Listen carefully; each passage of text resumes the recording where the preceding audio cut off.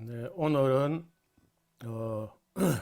귀신들이 신자에게도 들어오기도 하는지, 즉 교회 다니는 사람에게도 귀신들이 들어올 수 있는지 이 문제를 같이 이야기하기를 바랍니다. 제가 사실 신학을 하게 된 동기가 바로 이 보이지 않는 세계, 영들의 세계, 이런 세계를 좀 알아봐야 되겠다 하고 공부를 하기 시작했는데 결국 이제 신학교를 가야 되었고 영의 세계, 이런 세계, 귀신들의 세계도 좀 알고 싶어서 신학교를 갔습니다. 근데 7년을 신학을 했는데도 어떤 교수도 이 귀신의 문제 내지는 뭐 사탄 마귀의 문제, 이런 문제를 언급하는 교수는 단 한 분도 없었고, 뭐 이런 데 대해서 단 10분도 강의를 듣지 못했습니다. 많이 실망을 했죠. 아니, 신학이라고 하면서 어떻게 신들의 세계, 영들의 세계에 대해서 이렇게 아무런 과목도 없고 교수도 없어요. 그래서 정말 실망을 많이 하고, 그때부터는 이제 저 자신이 성경과 또 다른 이런 서적들을 보면서 거의 독자적으로 공부를 하기 시작했습니다. 따로 신학교에서 뭐 가르치든 말든 나는 알고 싶고 밝히고 싶어서 정말 나름대로 노력을 했습니다. 그런데 문제는 우리가 이 귀신이라는 말이 일반 세상에서 말하는 거 좀 달라요. 세상에서는 대개 귀신을 조상들 중에 누가 죽어서 귀신이 돼서 떠돌고 있다, 이렇게 이제 대개 인식이 되어 있지 않습니까? 그런데 실제로 이제 이 귀신의 정체를 지난 몇 시간에 걸쳐 살펴본 대로 전혀 사람 죽은 영혼이 귀신 되는 게 아니고, 그 천사들 중에 마귀를 따라서 타락한 어떤 상당수의 귀신들이 존재한다 하는 사실을 이제 정리했습니다. 문제는 신자, 즉 기독교인들에게도 귀신이 들어오기도 하는지, 이걸 지금 이야기를 해야 되는데 쉽지 않은 얘기입니다. 이 강의를 들을 때 아마도 여러분도 마음에 큰 부담도 되고 또 충격이 될 수 있을 거예요. 제가 시골 교회에서 처음에 교회에 나와서 예수님을 믿게 됐는데 1년도 채 안 돼서 제가 교회 나온 지 1년도 안 돼서 교회에서 이제 소위 말해서 부흥회 혹은 뭐 사경회 다 가능한데, 어떻든 그런 집회를 하게 됐는데, 그때 제가 나갔던 교회는 시골 교회로서 이제 개척 교회 단계에 있어 한 40명, 작년에 한 40명 정도 됐어요. 그런데 그 부흥 강사가 전도사가 와서 서울에서 온 전도사가 그래 집회를 하는데 이 영들의 세계를 이야기하는 거예요. 그래서 이제 교회 나오기 전에부터 우리나라 사람들이 보통 가지고 있는 그 사고가 있잖아요. 그 사고가 뭐냐 하면은 귀신들이 자꾸 우리를 해롭게 하고 어렵게 하고 뭐 재난을 일으키고 병들게 하고, 그런 되게 부정적인 의미를 갖고 있는데, 그 귀신이 뭐 조상 죽은 영혼이다 이렇게 자꾸 하니까 제가 볼 때는 아주 미신으로 생각하고, 귀신이 있기는 어디 있어? 그 과학이 발달한 사람이 달라나가는 세상에 무슨 귀신 같은 얘기 하냐 하고 뭐 아주 일축하면서 귀신의 존재 자체를 거의 뭐 제가 좀 부정하는 입장이었거든요. 그리고 이제 우리 제가 살던 마을에서 뭐 새마을 운동을 하는데 거기서 뭐 동네 수호신 같은 뭐 선앙당 같은 걸 막 때려 부수고 새마을 운동하면서 도로를 넓히다 보니까 이제 그런 일이 벌어졌다는 거예요. 그런데 앞장을 섰던 분이 이 두 사람이나 죽었어요. 그 동네에서 한 80호 되는 동네인데 선앙당을 때려 부수는데 앞장을 섰던 사람이 한 두 사람 정도 죽고 나니까 사람들 사이에 그 봐라 말이야 동네 수호신인 선앙당을 때려 부수니까 신들이 노해해서 귀신들이 노해해서 그렇다 이런 그러니까 이런 그 미신 같은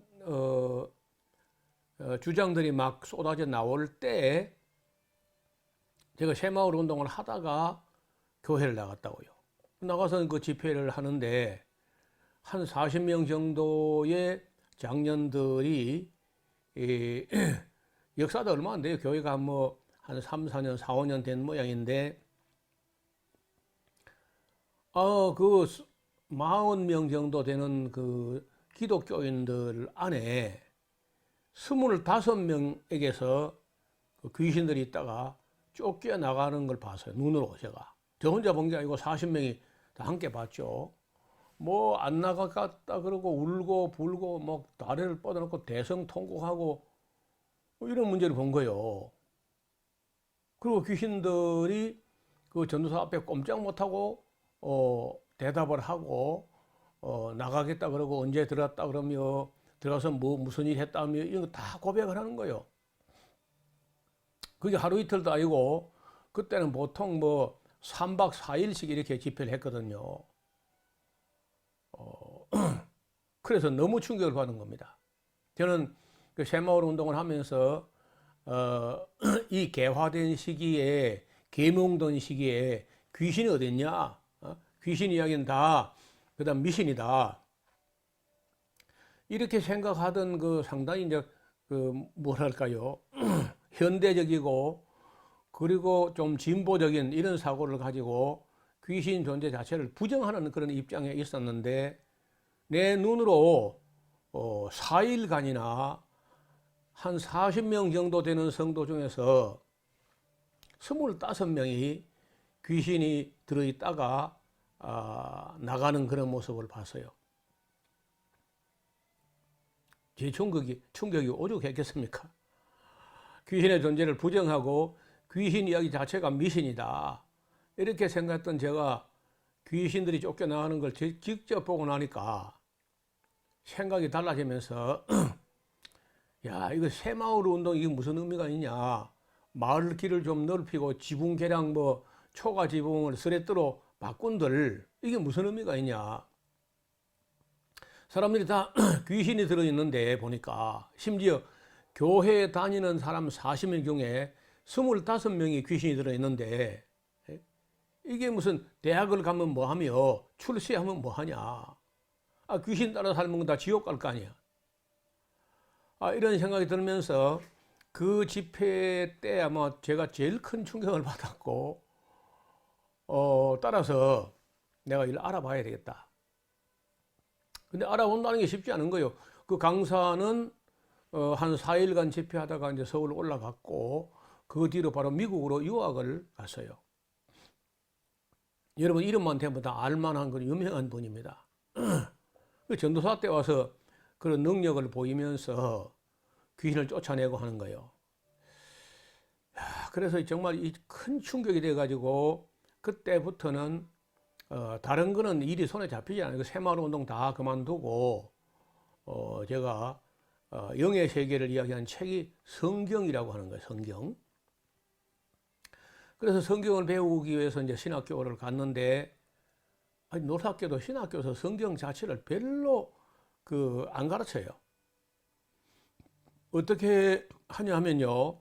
신학교 교수들은 이미 다 교회에서 성경 이미 다 배우고 왔지요. 예, 다 배우고 온 줄로 믿습니다. 이렇게 하는 거예요. 그리고는 온갖 뭐 유럽이나 이런 그 신학자들이 무슨 주장했는지 이런 거 하다가 4년 보내고 3년 보내고 7년을 다 보내 그래요. 그런 거 하다가.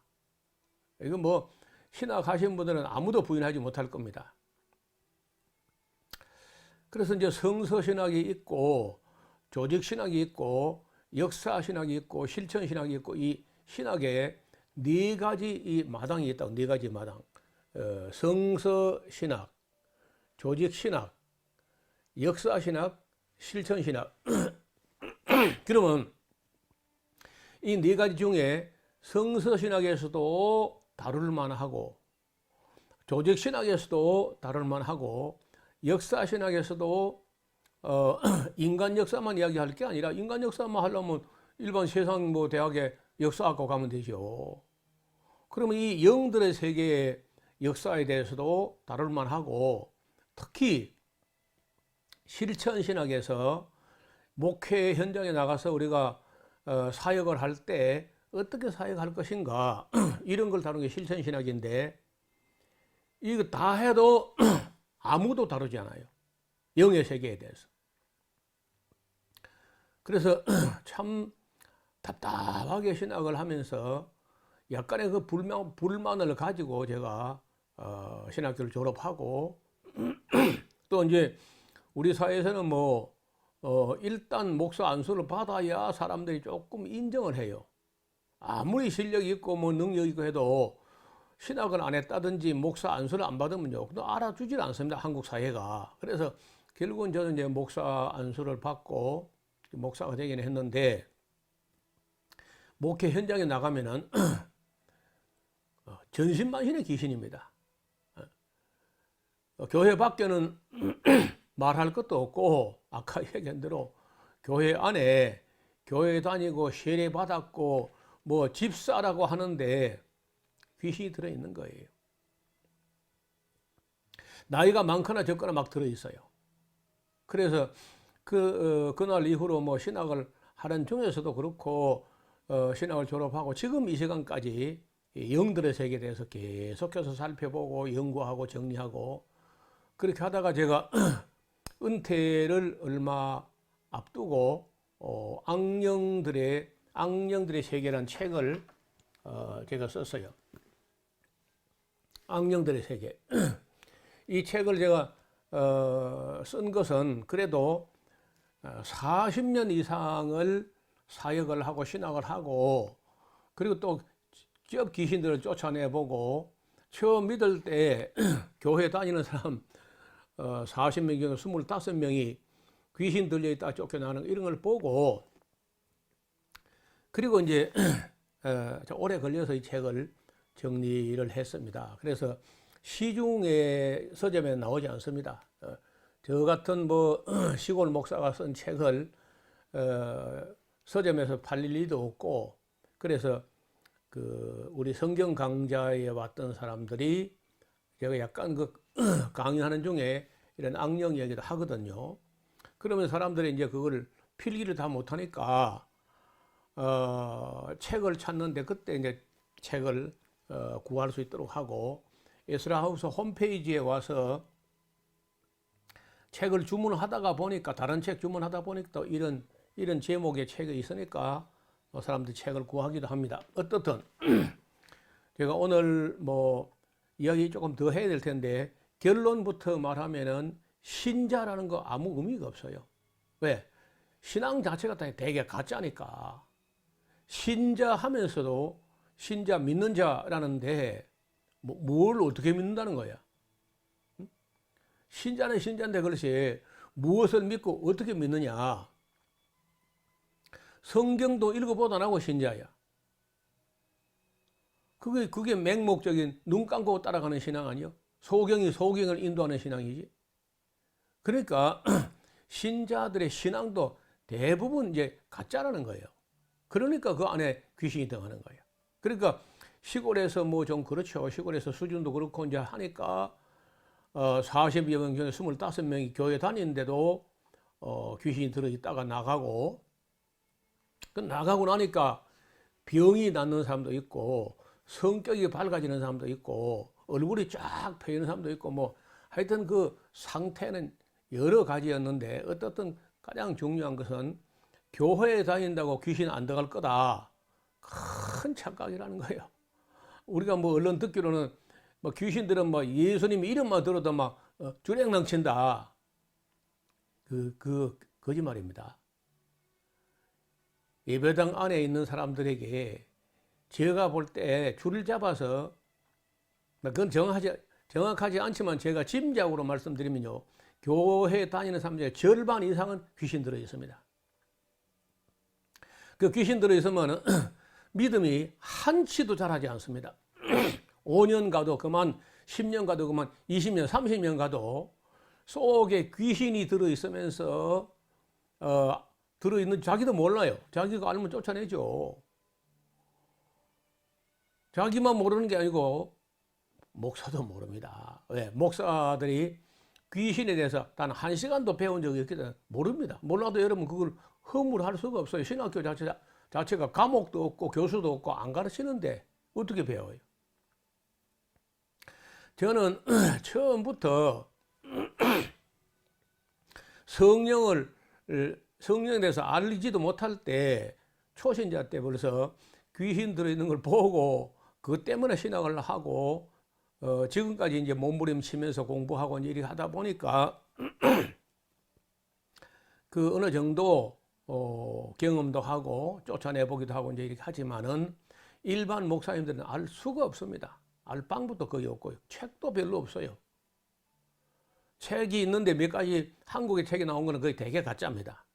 김기동 목사가 쓴 순 엉터리 귀신론, 이런 것을 공부해가지고는 그 성산이 없어요.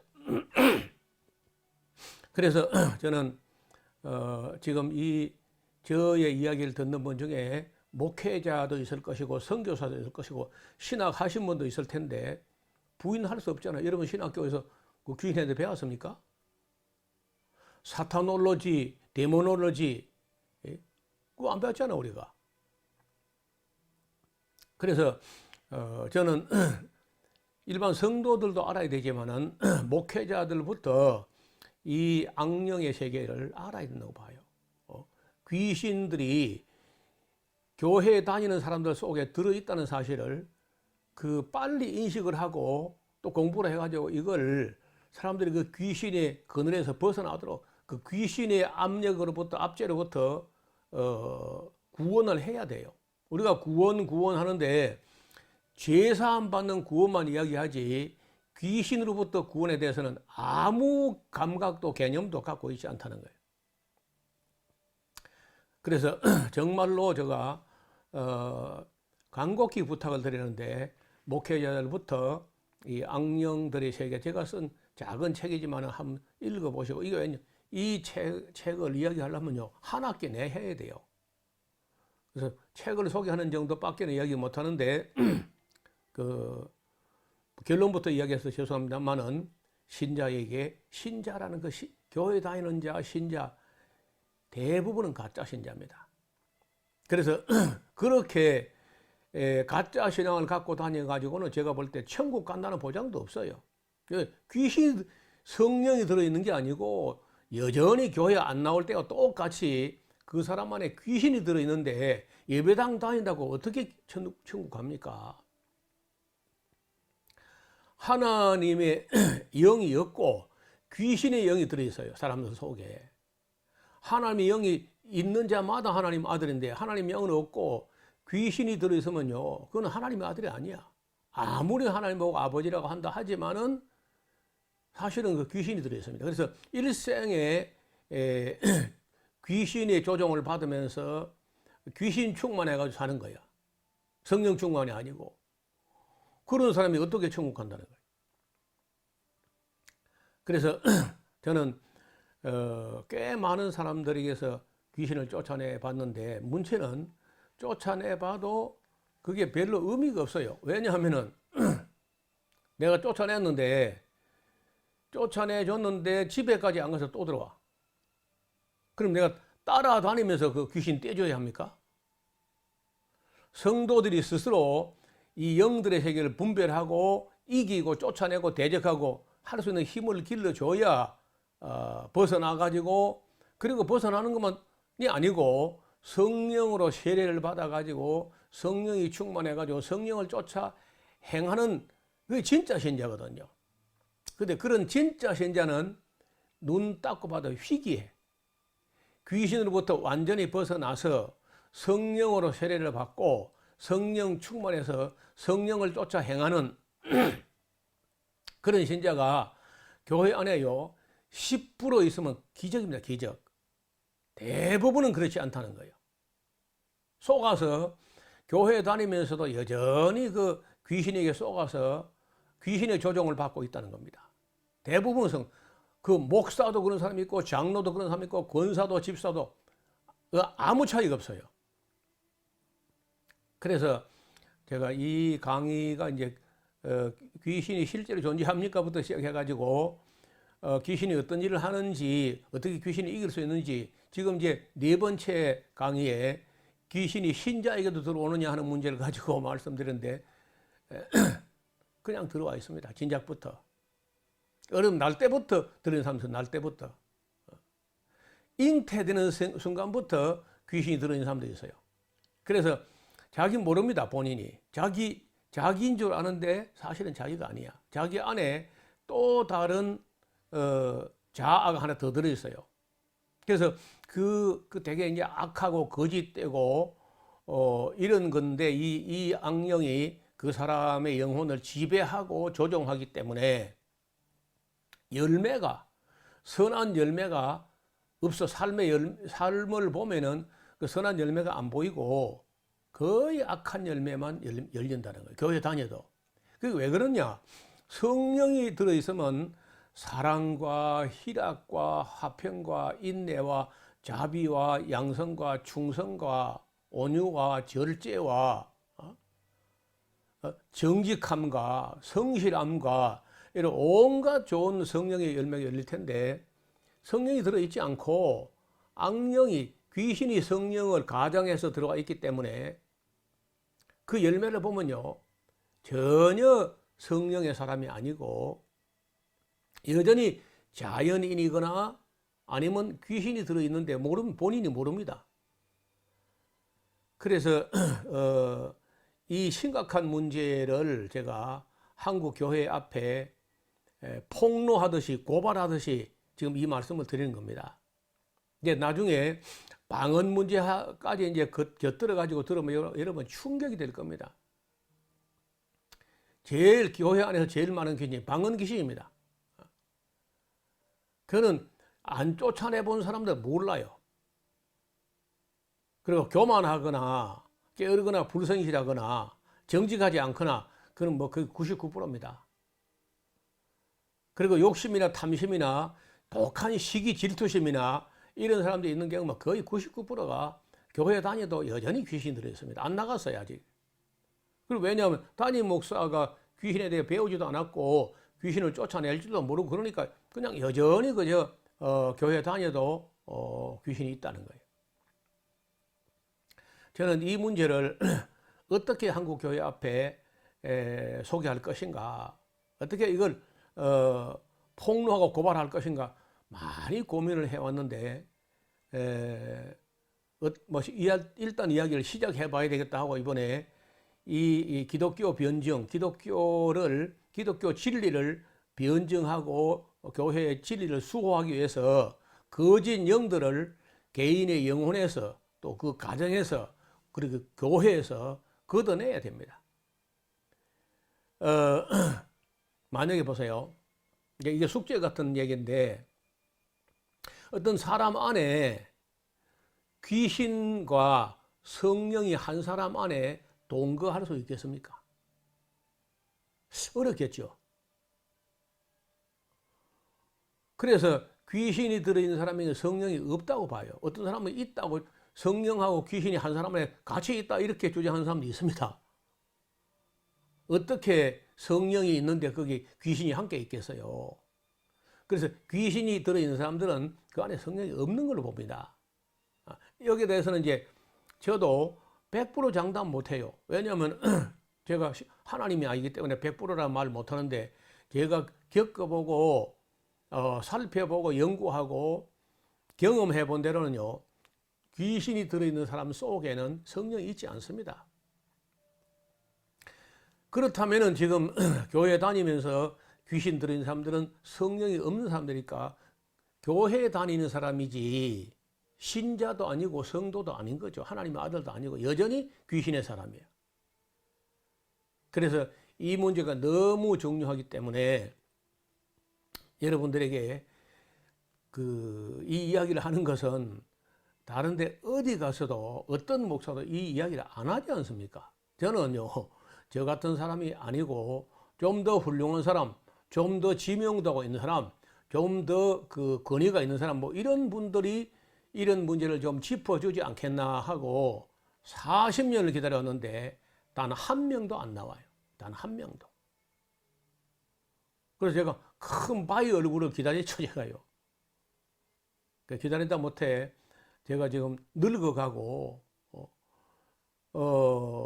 아마 더 기력이 쇠해지면은 이런 방송이나 이런 이야기도 못할 것 같아요. 그래서 부족하지만은 나라도 이 제목이라도 내놔 가지고 우리 한국교회가 한번 이 문제를 가지고 대논쟁이 벌어지든지 경론이 벌어지고 막 TV 토론이나 신문 지상 토론이나 신학적 논쟁이나 뭐 좀 일어나야 된다고 봅니다. 예수님께서 내가 세상을 화평케 하러 온 줄은 아니야. 검을 주려고 왔고 나는 불을 던지러 왔다. 그런 말씀을 하신 적이 있어요. 제가 2014년도에 한국교회 방언이 거의 다 가짜라고 이렇게 책을 써냈는데, 나는 그때는 그런 불을 붙이면 온 한국교회가 발칵 뒤집혀가지고 이게 막 TV 토론이 일어나고 막 할 줄 알았는데 전부 안 나서는 거예요. 참 하나님의 교회를 섬기는 사람들이 이렇게 불성실해도 되겠는가? 좀 더 냉철해지고 좀 더 진리에 대한 열정이 있어야 될 텐데 그렇지 않은 것 같아요. 그래서 오늘은 그저 제목 정도를 말씀드리는데 이 다음에는 제가 사례, 실제로 구체적으로 어떤 사례가 있었는지를 또 한번 말씀드리도록 하겠습니다. 오늘은 주제 설명, 제목 설명 정도로 정리하고 이 문제를 가지고 또다시 만날 수 있기를 바람하지 않습니다. 감사합니다.